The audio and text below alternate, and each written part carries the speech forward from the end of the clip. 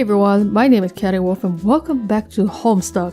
So a lot of stuff happened, but you don't need me to recap because we're gonna do a recap log right now. So let's jump into that. Picking up from where we left off, I typed a really long recap.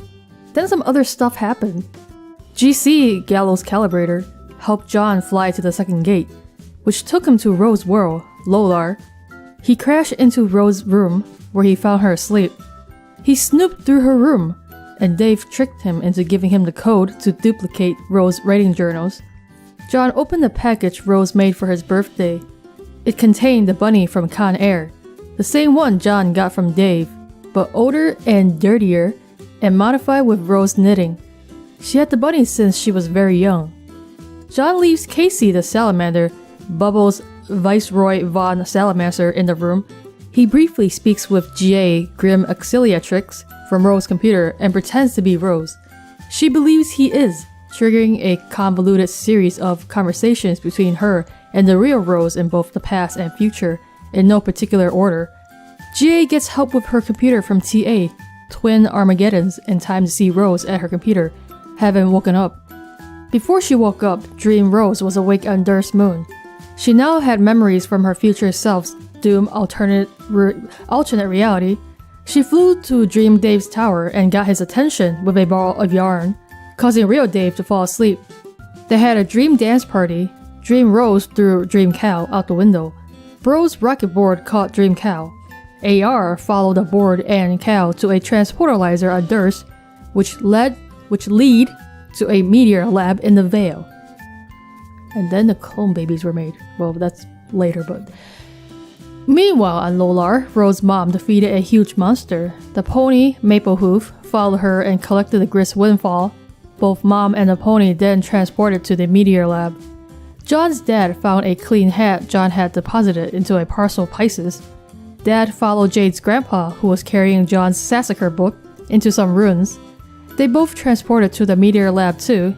Meanwhile, John used the grist collected by the pony to make a normal-sized version of a giant hammer, Fear No Anvil, which Dave Sprite gave him the code for. Dream Rose saw John on Dream Dave's computer and woke up.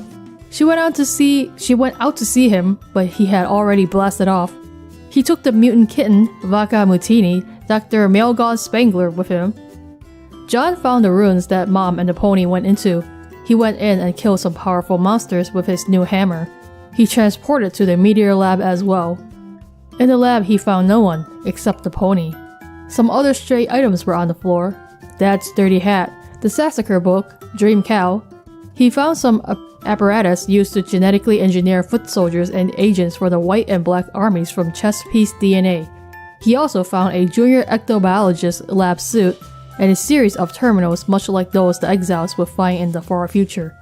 He would use this apparatus to create paradox clones of himself, his friends, and their guardians. Meanwhile, AR surfed Bro's rocket board to a different meteor containing the frog temple that would later root itself near Jade's island. Inside, he found the same time capsule she would find later. He also found some more lab equipment used for ectobiology. This equipment would soon be used to create Becquerel, a mutated combination of the genes from an ordinary dog in the early 20th century and the DNA code in one of Rose's journals.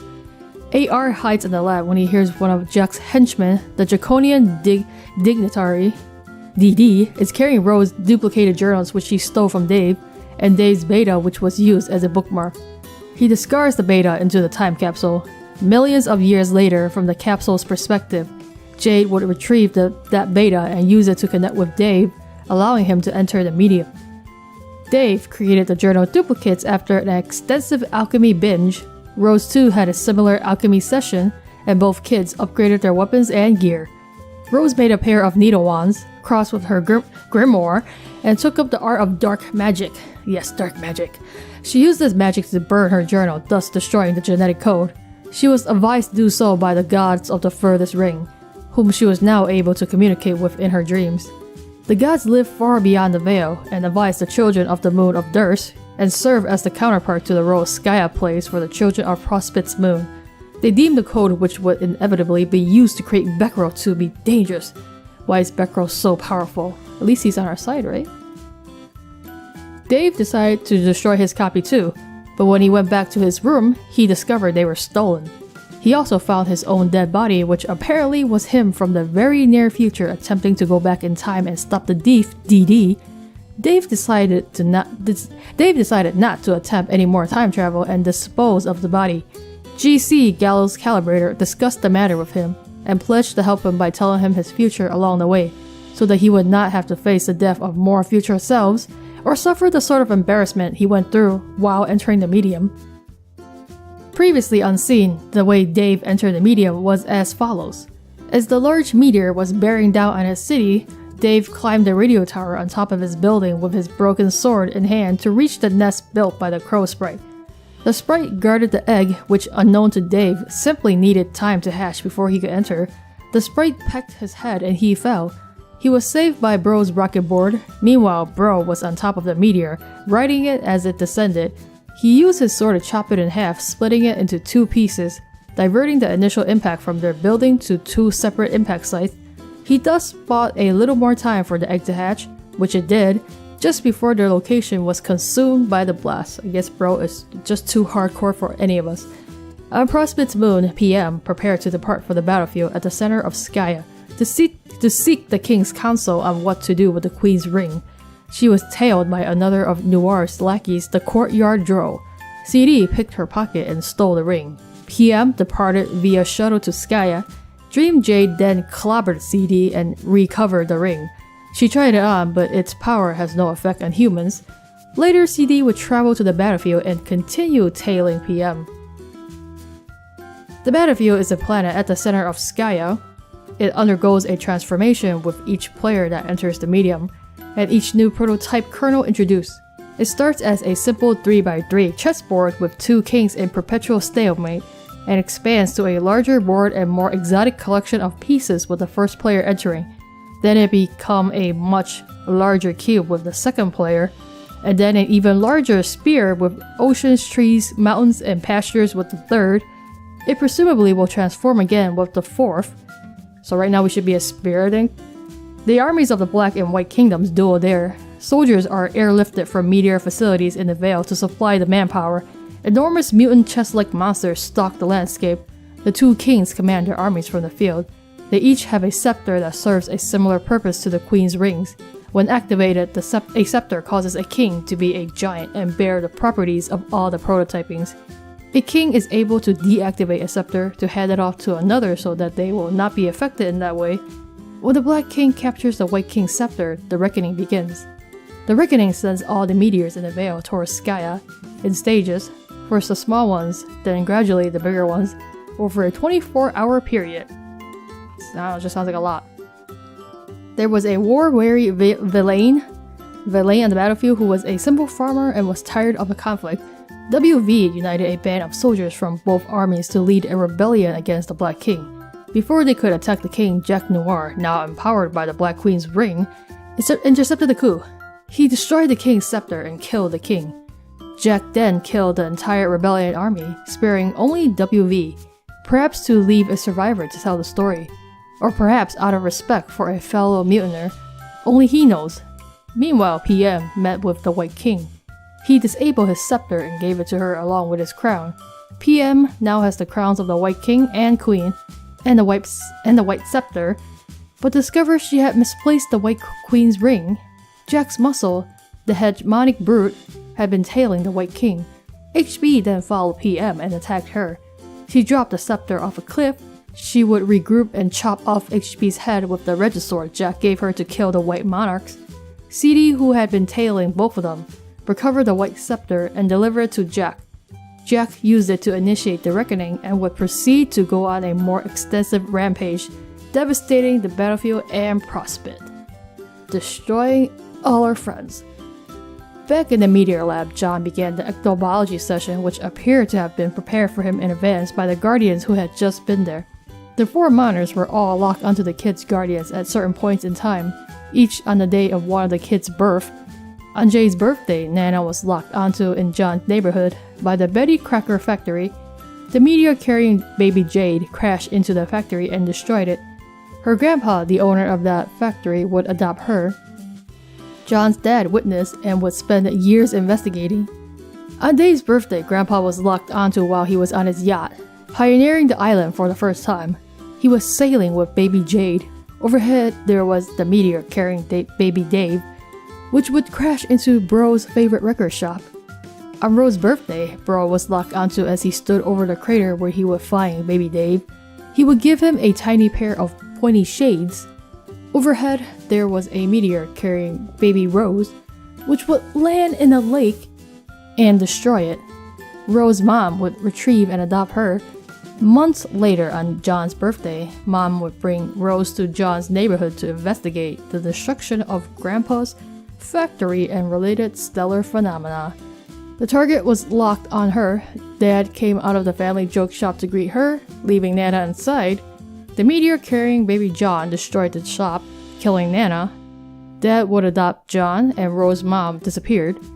Dad retrieved her scarf and filed the clue away for his ongoing investigation. He's like some kind of wannabe PI. John attempted unwittingly to purify all 4 guardians, but since removing them from those moments would have caused a paradox, he instead paradoxified their ghost slime imprints. The slime was collected into 2 pairs of containers. One pair collected Nana and Grandpa's slime. The other pair collected Mom and Bro's. The device then created baby paradox clones of the 4 guardians. These babies would then later be sent back in time to become those guardians themselves. Paradoxes upon paradoxes. Once those 4 clones were created, another sequence activated. The 2 pairs of slime tubes empty into vats below. The Nana Grandpa slime mixed together, and separately the Mom Bro slime mixed together as well. An additional 4 paradox clones were created from those 2 slime concoctions. Baby John and Jade were created from the Nana Grandpa slime. Baby Rose and Dave were created from the Mom Bro slime. These 4 babies would also go back in time to become the 4 kids via meteors in the sequence and on the dates listed above. All 8 babies would each ride their own meteors launched from the veil after Jack started the reckoning and into the defense portals deployed by Skya to protect itself. The defense portals each lead to Earth, as Skya defends itself, in a way by sacrificing Earth.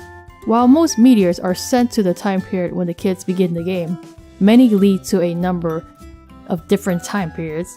Some 13 years prior to the game, used by the kids, some nearly a century prior, used by Nana and Grandpa, some millions of years ago, used eventually by the Frog Temple meteor, and some to the far future, used by the Exiles. Okay, we're all just riding meteors. And all 8 of them would travel with an object or animal.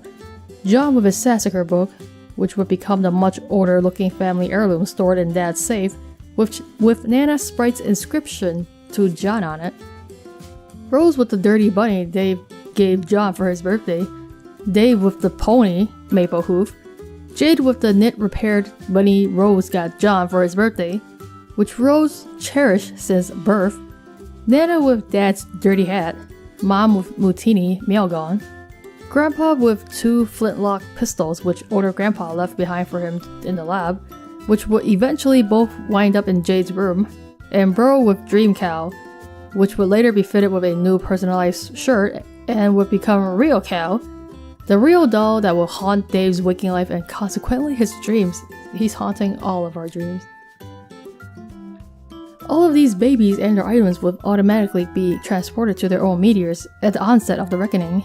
John made absolutely sure to give baby Rose and Jade their bunnies when he saw an opportunity to reenact a scene from one of his favorite movies, much to the dismay of a watching CG carcinogeneticist.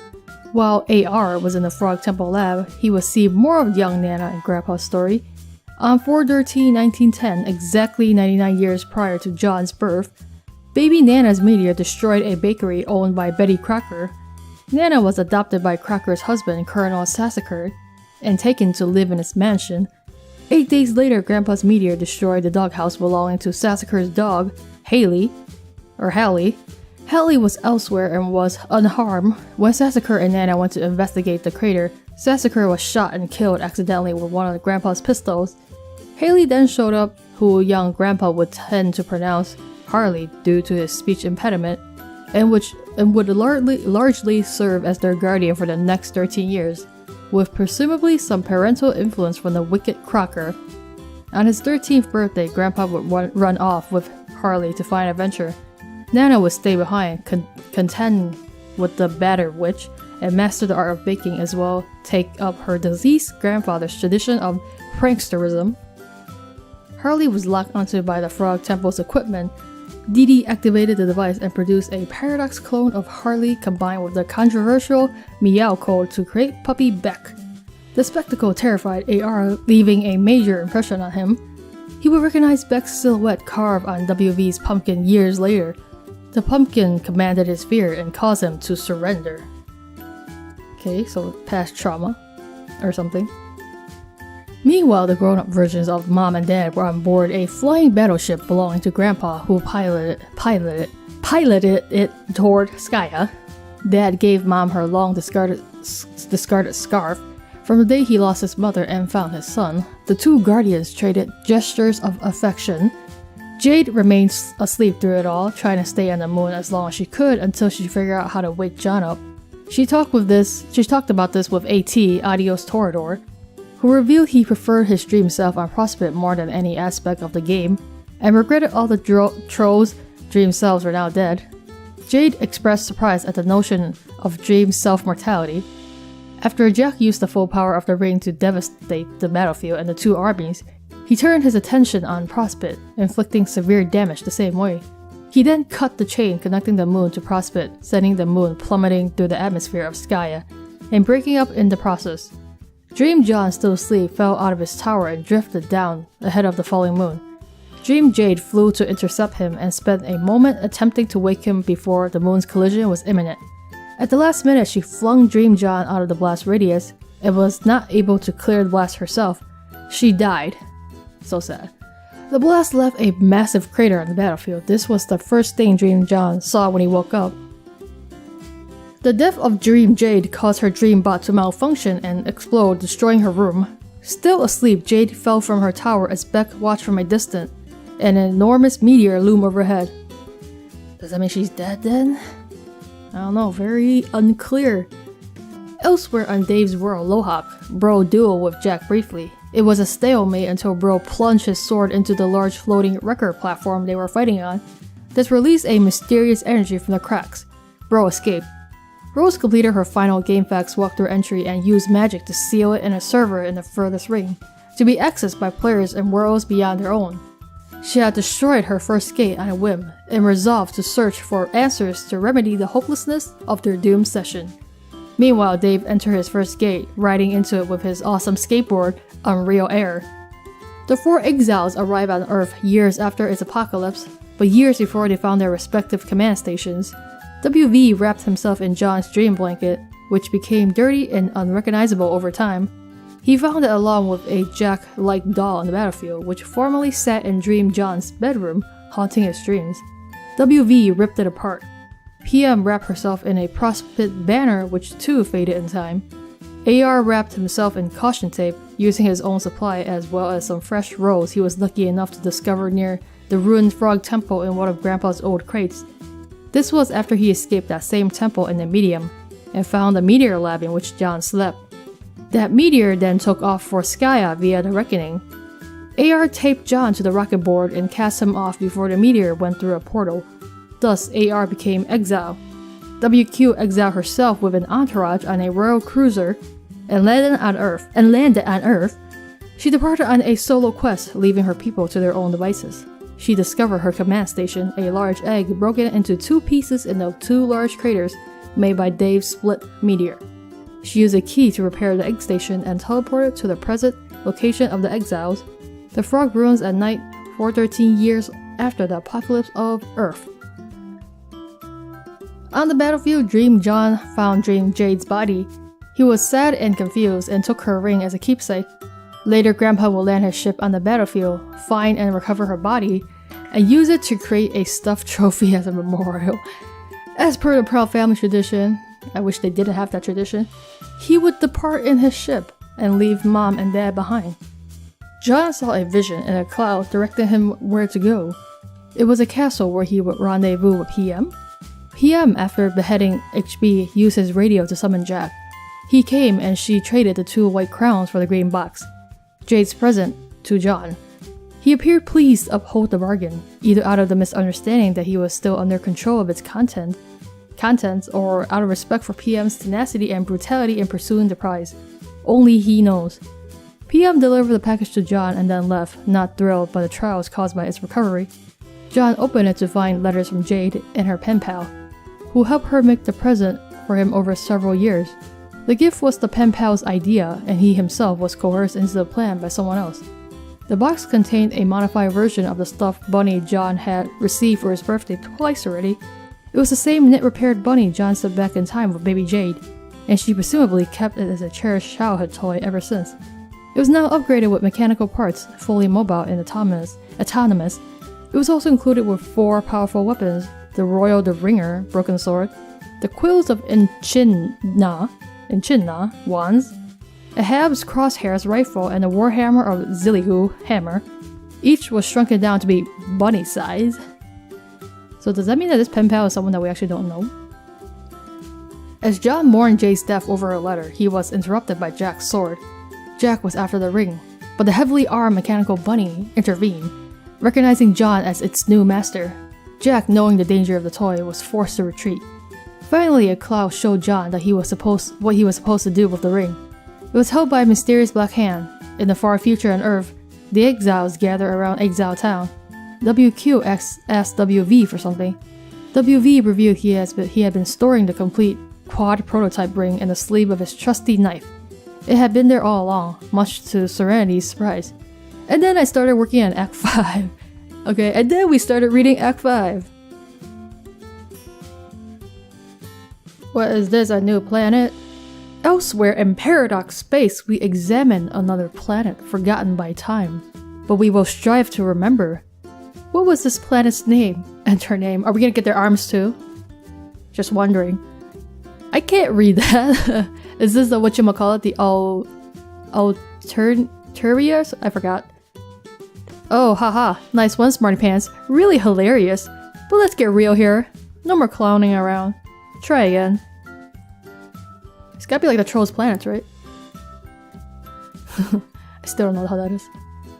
That is much better. In fact, as it happens, your guess is precisely correct. What are the odds? We examined the planet Alternia. Yeah, that one. That's what I was talking about. Somewhere on this planet there is a young troll. Hive bent. This is a troll that we saw on, what's-his-face's terminal. This young troll stands in his respite block. It just so happens that today, the 12th bilunar perigee of the 6 dark seasons equinox is the day of this young troll's larval awakening that he just hatched, also known as his wriggling day. Is that why is all this wriggling stuff they are literally hatched? Like bugs? So it was 6 solar sweeps ago he was given life. It is only today he will be given a name.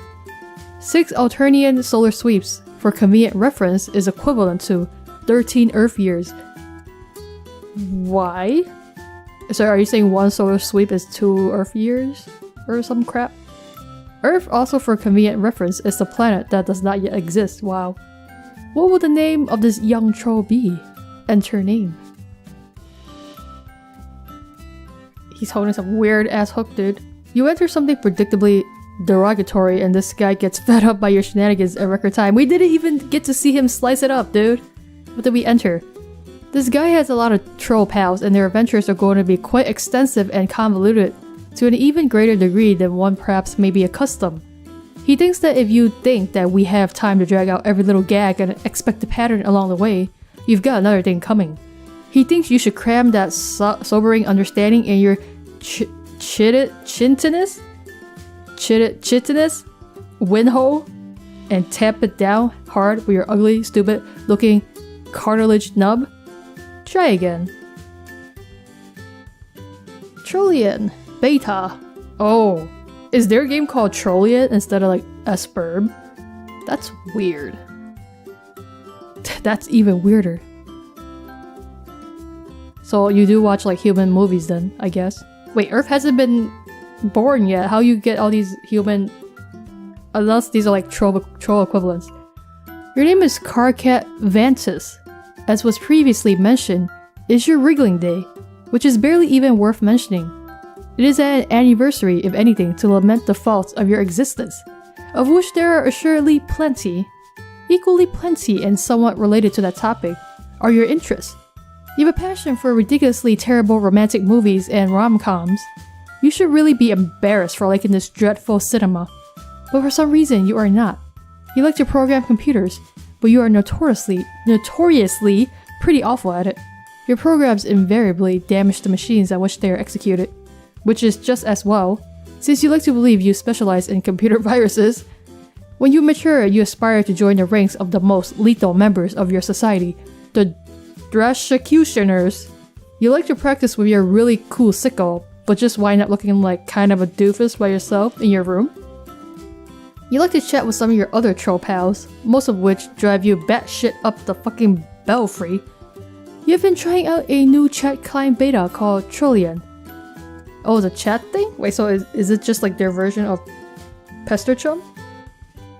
I think? I don't know. Okay, Trollia, you are not really sure what you think about it yet. Your troll tag is Carcinogeneticist! It's you! And you speak in a manner that is almost exclusively ornery all the time. Later you will play a game with 5 other friends and go on a big adventure with them. This game, for convenient reference, is a game that does not yet exist. But it will soon. What will you do? Carcat. So your name is Carcat, huh? Carcinogeneticist. Carcat examines slimy purple pod. Isn't this your bed, buddy? It is your Recupera-kun, full of nourishing super slime. Gross. Every young troll enjoys the cozy embrace of such a vessel each night, and the relaxing ooze helps assuage the terrible visions of blood and carnage that plague the dark subconscious of your species. It is so inviting. A few minutes couldn't hurt. Carcat, get in. Okay, dude, this is a very messy way to go to bed. Okay, this sure is cozy and all, but you can't be napping all day like a chump. Damn it, you're a busy guy. You are sort of a big deal. Goddamn slime. Now you have to change your clothes too. What were you thinking? Luckily, all your clothes are the same. Trolls think fashion is stupid. Carcat, examine movie posters. I think it was Carcinogenesis, right, that created all the clones. Like basically he's the John of the trolls, you know? Okay, it's time to get serious here. Sweet troll gigas. Let's get real and get down to some major business. You space out and get caught up reading the titles of the films for about 5 minutes. Wow, these movies are great. You don't care what anyone says. Pure magic. Is that John Cusack? The thing that most people don't realize is that John Cusack is a universal constant. This is a long arrow. Is that 51st Dates or some crap? I don't know. This movie. Okay, this one even you have a hard time defending. But still, it's so good. The best thing about it is how Troll Sandler doesn't make you want to punch anything. He is so right, man. That is such a troll. Like nothing at all. Really hard or anything. Carcat, capture lock, sickle. Is a sickle not a hook? Oh jeez, what the freaking hell? I think you broke your Silodex or whatever. You grab your trusty sickle with your encryption modus. To retrieve it, you'll need to hack the code to open the card vault left behind. That sucks. What kind of modus is this? This will obviously prove to be a completely ridiculous and untenable way of managing an inventory, and lead to a great many follies. Later on, you will swap your modus with your hacker friend, a guy who, unlike you, happens to be competent with programming. It would only make sense, but for the time being, it makes your life kind of a nightmare. There are so many stupid things that happen because of this modus. So many, you just have no idea. Carcat, take card vault. It's not working, man. God damn it! You hear some unhappy grumbling through the hole below? This was not the coolest thing you could have done just now. Who lives below you, man? Carcat, examine large black book. Is it a book of dark magics? You make quite sure not to capture log it and simply pick it up and read it. Are your arrows just longer in general? So bizarre. F? A handbook for the imminently deceased. Chapter 1. Prepare your F file. Dig your grave. This is a programming book. A bone to pick, for death begins with life's first breath, and life begins at touch of death. Cho Will Smith. After this, additional graves, execute no, this, that, die. It is a thick programming manual called F, a handbook for the imminently deceased. F is an insufferable language to work with. Its logic is composed of nothing but infinite loops, or at best, loops of effectively interminable construction. The above page in the intro section documents the simplest possible F code structure. Any code deviating from this basic structure will not compile. What kind of crap language is this? You have a whole bunch of code samples you've been messing around with on your computer. It's been frustrating at best and debilitating to your machine at worst. Carcat, leave your room. Why is your doorknob a spider, dude? Holy crap, you have a big house. Or maybe like this is your unit? Someone lives below you? Someone lives above you kind of situation? You step outside your respite block onto one of your hive's numerous extraterrestrial landing slants. You were allowed to design this hive when you were young. After you emerged victorious from your trials deep in the brooding caverns, you've lived here with your custodian ever since.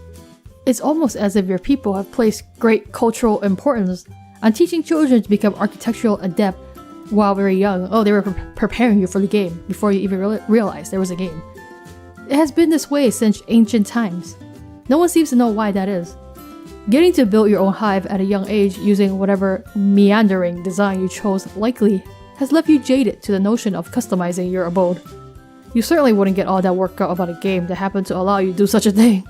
At least not for that reason. Carcat, examine neighborhood. It's just more of the same thing. What the heck is this? It's like weird sludge. Is Hive Bend supposed to be like the name of the place or the structures? The alarm rings are empty. Blood skims the voids in your porous cranial plates as if grazing the hollow of a thresh stem? Or say an abandoned cocoon? A sour note is produced. It's the one agitation plays to make its audience squirm. It is your 6th wriggling day, and as with all 5 preceding it, blah blah blah blah blah blah blah. Look. I'm looking, dude. You don't have time for fancy poetry. It's almost as useless as those arm-swinging flappy things on mailboxes, assuming you even knew what those were. Which you don't. Trolls don't have mail. Mail is almost as useless as poetry to them. Poetry is the swing arm flappy dealy of words, and mail is the red tilty lever doodad of giving people shit. Frankly, you don't know about things skimming voids or grazing hollows or whatever. You've got ambition. You were meant to be a big shot, to be in charge of something huge and really important, and to be totally ruthless about it. You just haven't found a dominion in which you're destined for greatness yet, or even a vague concept of it. You haven't found your purpose, but you will tonight. You stew in your own impotent aggravation in a cool dust breeze. During the dark seasons, it remains dusk for most of the day. It can stay dark for many bilunar perigees, I don't know, at a time, but even if it didn't, you would still have this feeling. You have a feeling it's going to be a long night. It's gonna be a long day, if you ask me. Carcat, go back inside. You head back into your block and hit up your computer station. No word from any of your loudmouth pals. No news is good news. Sweet music to your auricular sponge clots. I hope those are your ears. Carcat, check out magazine. I imagine we're going to be seeing this a lot, but I do not know the language. It is the latest issue of Game Grub. It's literally a grub. This one appears to boast about exclusive leaks. They all boast about that. You're not even really sure what it means? Carcat, check out DVD. What the freaking hell? It's like Troll Will Smith, the Dresh Prince of Bel Air. That is really demonic looking, actually.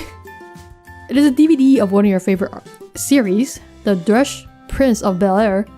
It's about a green Dresh-executioner cadet who sasses up the blue bloods in his flay squad pretty good. Their blood is literally blue, lousy snobs, but Troll Will Smith shows them all how to loosen up. He is pretty much your hero. Troll TV shows have shorter titles than Troll movies, because TV is a much newer form of media in your society. Which is a good thing because it would be pretty hard to make this funny joke otherwise. What funny joke? I do not see the joke. Carcat, get down to business on computer.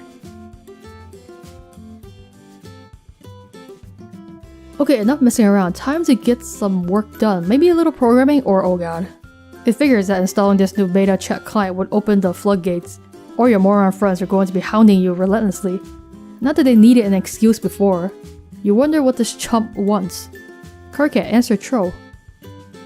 You're a troll too, man. It still says Pester Log. Terminally capricious TC began trolling carcinogeneticist CG. Oh my god. What is wrong with you, dude? What is my inverted brother? What in the sweet almighty taint chaffing fuck do you want? Not a motherfucking thing, bro. Other than I be checking out how my best motherfucking friend is at yo. I really can't stand you and I hate how you type agreed. It just bothers me so much. Have I mentioned that? You say it pretty much every time we talk, yeah? But I don't have to. See? But I mean, man, this feels so motherfucking unnatural and shit. You just gotta be going with what feels right and where your heart's up in, you know? Best friend. I wonder what kind of shitty thing I did to deserve such an awful best friend. Or maybe what terrible thing I'm going to do and get punished for in advance. Maybe I'm just like preemptively the worst fucking piece of trash who ever lived and I don't even know it yet. But hey, look. Your friendship is exhibit A, I guess. It's such a beautiful thing. This troll disease called friendship. Friendship isn't a disease, shit sponge. It's like a mistake. A big joke of nature. It's a miracle. Oh no, don't start with the miracles again. I think you guys are perfect friends actually with all the bizarre way you talk. Man, everywhere I look, all I see is motherfucking miracles. It's so spiritual, all these miracles and shit. Or like, just be taking this fucking tits bottle of fucking Fago I just cracked up open and how it's being all like hissing and shit. Motherfucking hissing, man, who went all and told it to do that. How would it even do that? It's crazy. It's a miracle. It's carbonation, you ignorant douche. Try getting school fed sometime instead of slurping down that weird swill all day and fondling your stupid horse. No, bro, I don't want to know. Don't even tell me. Knowing shit just steals up all the fucking magic from my miracles like a motherfucking deep. And that ain't cool. The only miracle is that you like that disgusting sludge. Where do you even get that stuff? It's also a miracle how you dress like an imbecile and are basically the stupidest asshole I've ever known. Actually, you're right. There are miracles everywhere. I've been a fool. See, man, I'm straight up telling you. Miracles. Is like, alright, computers, right? What the fuck? Miracles is what? Fuck you? Fuck you for me just reading that. What the hell is this conversation? Anyway, what's up with your bad self? We're serious here. Is there something big all going down? What? I heard something big was going all down. Just all be telling me all what motherfucking it's up and all about. Stop saying, oh, are you talking about TA's thing? Yeah, fuck yeah, man, so mysterious. I'm never being getting ceased to be amazed by all these fucking mysteries life's got for us. Ugh. Anyway, I don't know what's up with that. Maybe I'll talk to him tonight about it. Maybe I won't. It's probably just another one of his projects that winds up being completely useless and a huge waste of my time. Yeah, maybe, but he's your best friend though, so it's all cool. There's a lot of best friends here. Anyway, I thought this sounded like a pretty big motherfucking deal, my man. Ugh. What? Oh, bro, never mind. I just fucking did like to scare the shit out of myself here. These damn horns. You've got to get rid of those things. They make it more embarrassing to know you. Which is a friggin' miracle that that's even possible. Like, wow, God sure cooked up a doozy there. Twinkly eye son of a bitch just keeps you guessing, doesn't he? Man, you know you want to give my horns a good squeeze. What the frickin' hell is your obsession with your horns? Actually, you know what would be a miracle to end all miracles? It would be if I ever meet a kid I despise more than you. Hey, John, right? That will make me a motherfucking convert. I'll see lights so bright I'll need GC to walk me around so I don't bump into shit. Sign me up for your idiotic clown religion, okay? Ha ha ha, you fucking got it, brother! You got it, brother! Is this, What's his face? I forgot your name already. Whoa, what the motherfucker? Who's this motherfucker? He swears so much. It's cool. Life is like that sometimes. It's full of mysteries. You'll be doing one thing, then something else hits you just like that, and you roll with it. That's what you do when life hands you lemons. You sure as fuck don't make lemonade, because who the fuck knows where that fucking shit comes from? It's squeezed out of miracles is weird.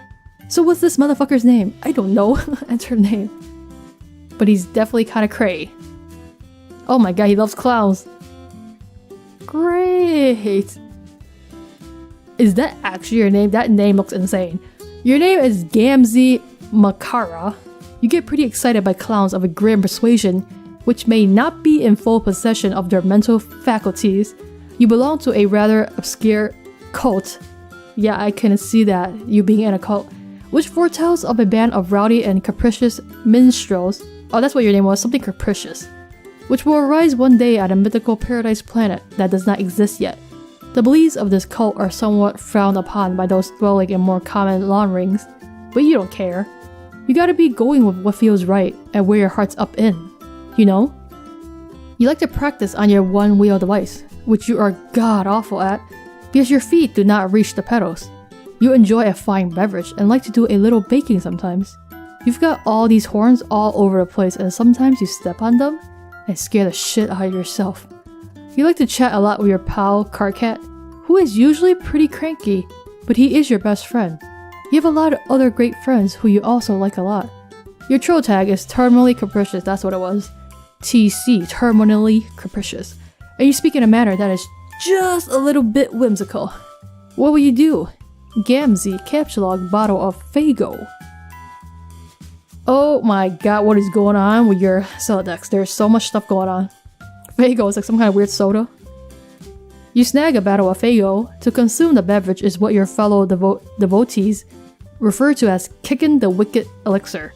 It is capture log through your miracle modest. You have absolutely no idea how this works. It's a miracle. And you don't want to know. Gamzee, capture log computer. It's a miracle you can get anything from that. Also, why is your face like that? Is it just like that? Or did you paint your face? I don't understand. You take your husk top. Sometimes you just like to pick stuff up and watch the colors. It's so beautiful. Life is beautiful. Gamzee, ride one-wheel device. Yours is like some kind of like beehive. You decide to give this diabolical contraption another shot. Maybe one of these days you will get one more suited to your proportions. For now, this is all you have to work with. You just have to figure out how to stay on the thing without flying off the handle. There is no handle. Yeah, that's not gonna work. What does it say? Honk? I don't know how this says. You do some sort of acrobatic fucking pirouette off the handle into a big pile of horns. Gamzee samples delicious pie cooling on the counter. So, where are your parents, kid? Gross. It is still piping hot, but you can't help yourself. You sneak a taste of the sopor slime pie. You are supposed to eat that slime. It does funny things to a troll's head, but you were never taught that on account of a lousy upbringing. Your custodian was always out to sea. That is where he is now. Maybe you will go outside and see if you can spot him. Gamzee, take a juggling club. Is that what those are called? Really? Stripe specialist, club kind. You grab a juggling club. You'll need it if you're going to go out. It is dangerous to leave unarmed. Gamzee, go outside. You really live by sea, don't you? There's nothing here. You leave your hive and head out to the beach. There's no sign of your custodian. You should not stay out here very long. The sea dwellers are quite hostile. Dude, your freaking modest is insane. Someone is bugging you. This is exciting. You're always down for shooting the wicked shit with anyone that'll put up with you. Now, if only you could figure out how to get your husk top out of this stupid thing. It'd be a miracle if you can manage. It will be a miracle. Gamzee, retrieve husk top. You pray for it. You pray for the thing to come out, you're freaking modest. What the freaking hell? You say a short prayer to your beloved mirthful messiahs and splash a pinch of special stardust in your face. What the hell kind of religion or whatever this is? Beyond insane. You got something else? Launch. Oh, there goes your flagle. At least you have a whole bunch more. Your Silducks launches your beverage far, far into the ocean. Goodbye, Flago. I mean, Fago. You just grab it. You wonder if you can just sort of reach over and... Gamzee answered Troll. If you can, it's a freaking miracle. You can, apparently. Hey, it's GC. Gallows Calibrator GC began trolling terminally capricious TC. Hey, Gamzee, you wanna play games with me? Hey, yeah, that sounds like the motherfucking shit's bitch tits. It sure is hard to ignore the weird things you say sometimes. You can only ignore or you're gonna go crazy. But I'm gonna. The only reason I'm asking you is because your name is like... Game? What? It's like game? I don't understand. It's like game. And no other reason. Get it? Haha, well, I heard of worse fucking reasons to be getting all about to do something. Honk. No, that should bother you, that reason. Why don't things like that bother you? No wonder Vantus can't stand you. But who cares about him? We're gonna have some motherfucking shitty bitches playing together, or whatever you said. So is this the game I've heard about? The big mystery? Yeah. Whoa, okay, this is gonna be fucking insane. But can we play it a little later? I'm outside keeping an eye out here for the old goat. You know how it is with family. No, not really. Derp. Oh yeah, I don't know. Way to go! How does that stupid bottle syrup of yours taste with your hoof so far up your mouth? Sorry. Anyway, I'll go inside in a while. Why don't you get Carcat to fire up that motherfucker with you? These conversations are just like blowing minds. He likes games. Oh no. God, can you imagine all the bitching and moaning? I used to try to play stuff with him, but wow, did I learn my lesson. Alright, well I'll try to get in and get up on my chill real soon and we can play. Just give me a minute. Bullshit! Bullshit! You know you're just going to sit there on the beach and space out and lose track of time. Hello? Gams? What? Oh man, sorry. I spaced out. Did you know how beautiful the sound of the ocean is? Have you ever even seen the ocean? Or I mean, smelled it? Sorry.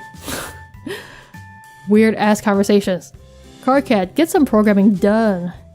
Get that programming done, buddy. Trollian. All the freaking trolls are here. Is there actually 12? 2, 4, 6, 8, 10, 12. Yep. Import universe U. What the freaking hell? .f. Import author Carcat. Did you really write the game? Because that would be crazy. F U. Yeah, F U. F Carcat. Execute no. This dot die. Finally, some peace and quiet. Now you can bear down on your coding. This will surely last all evening, without interruption. You reopen one of your AF projects you started recently. You are still horsing around with the conditions for terminating the loops. What many AF coders do is import finite constructs and bind the loops to their lifespan. For instance, the main loop here will terminate on the death of the universe, label U. That way you only have to wait billions of years for it to end, instead of forever. You have bound a sub-loop to the lifespan of the code's author, which is you. Any routine at the end will execute when you die. You figured this might be handy for coding something to release a final will and testament, or maybe some doomsday virus. You spent a lot of time thinking of ways to make the perfect doomsday virus. Conveniently absent from AF's extensive import libraries are entities with short lifespans. Like a rapidly decaying particle that only lasts a millisecond sure would be handy, or even a fruit fly or something. But no, coding with this language is all about finding ways to trick it into doing what you want. Your hacker buddy is obnoxiously good at it.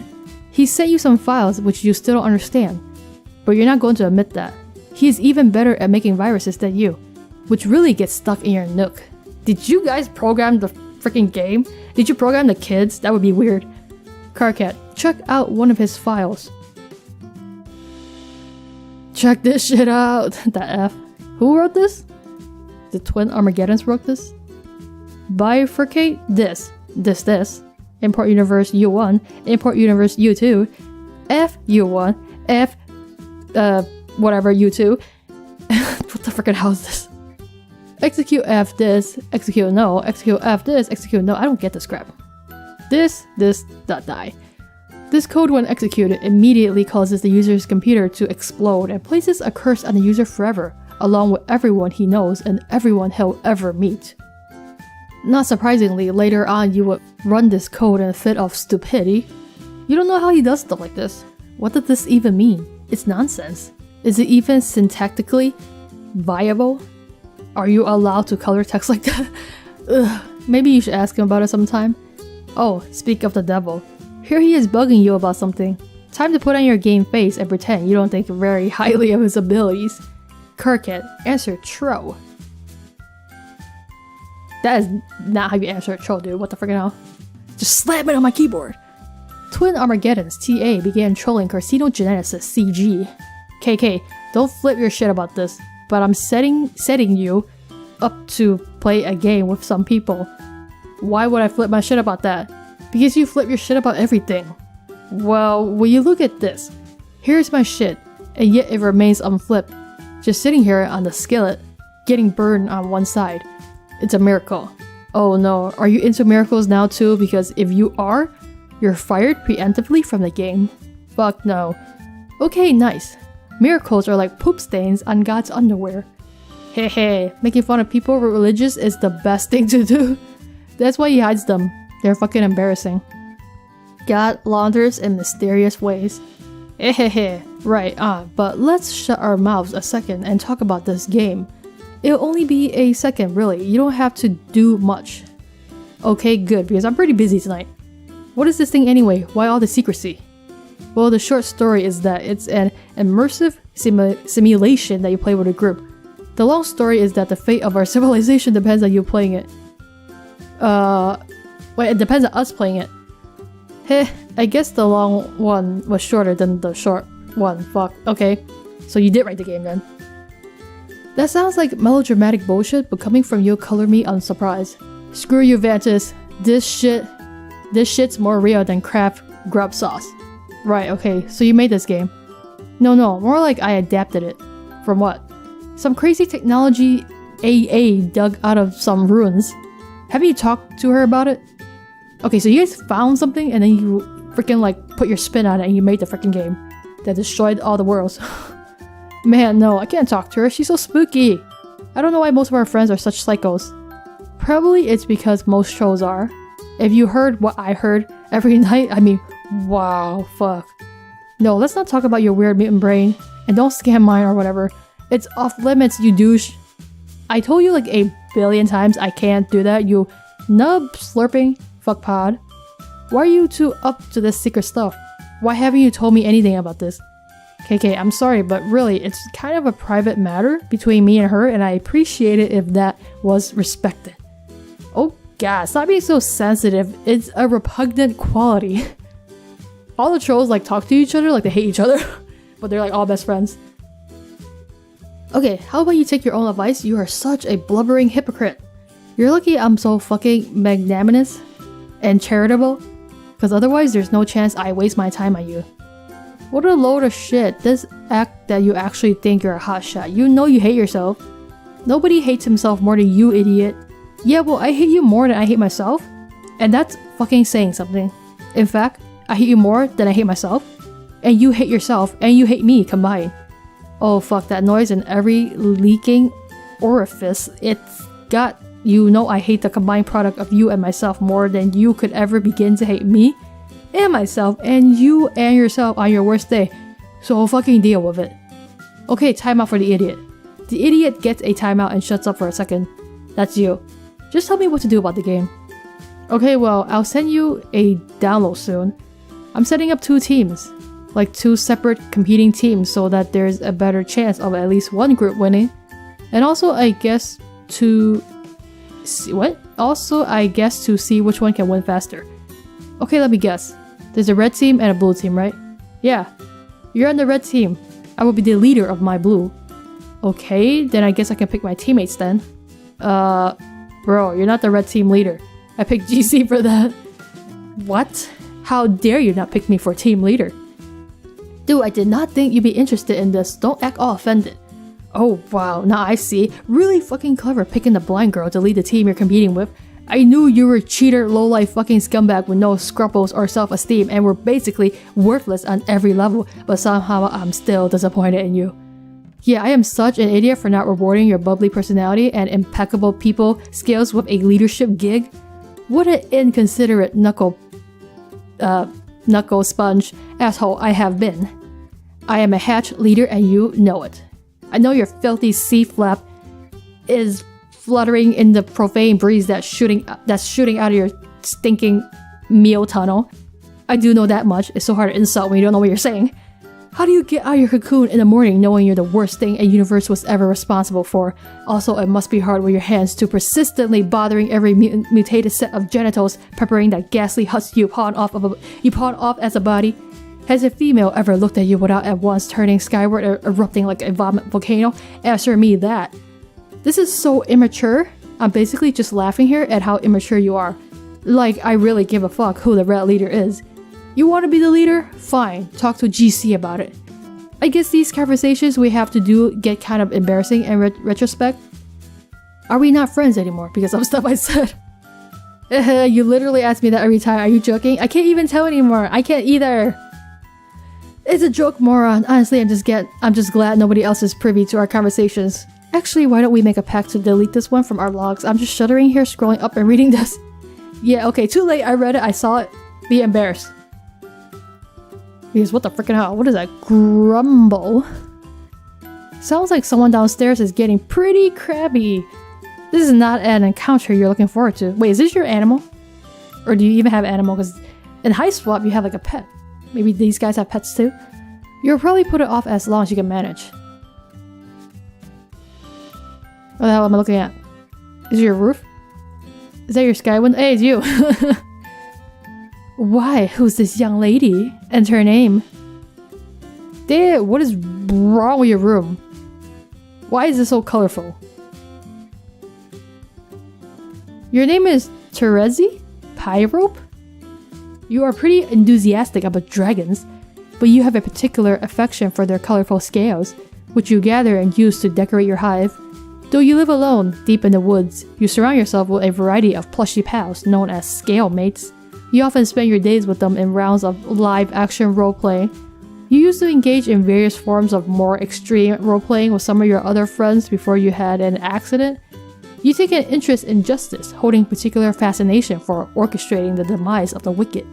You've taken up study of brutal Alternian law, and surround yourself with legal books. You have no need for copies printed in Troll Braille, because you can smell and taste the words. What the frickin' hell, dude? You hope one day to join the honorable ranks of the legislators. Your troll tag is Gallows Calibrator, and you speak with the numerals the blind prophets once used. I like how they're like now explaining how they type. You are presently the leader of the red team, poised to begin a mysterious game with 5 other friends, in direct competition with another 6 of your friends, comprising the blue team. What will you do? Well, let's end this here, guys, before we cut to the chase and begin LARPing immediately. So, I guess now we are like going to be introduced to all the trolls now. So that's gonna be tons of fun. There's like 12 of them. You know, after all that terrible stuff happened with John Dumb, I guess now we're gonna see how the trolls... I guess we're seeing the origin, actually, of how everything happened. Right now, it seems like... You know, what's his face? Who the heck was it? TA, I think? Said that... someone else... I forgot who... Was it her? I don't remember. But like, someone found the original game thing. And then he just kind of like developed upon it.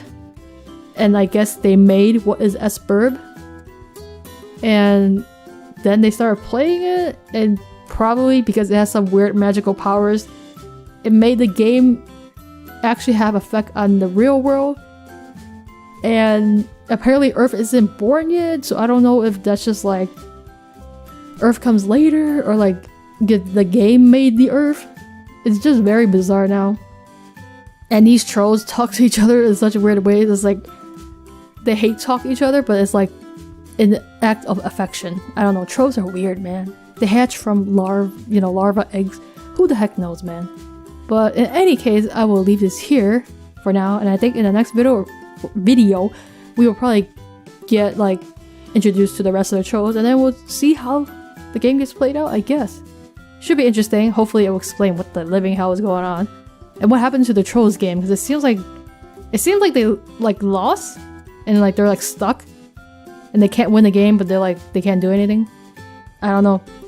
We'll just have to see what the heck is going on. So I will leave this here for now. So thank you guys so much for watching this. Let me know what you think, and I will see you guys in the next video.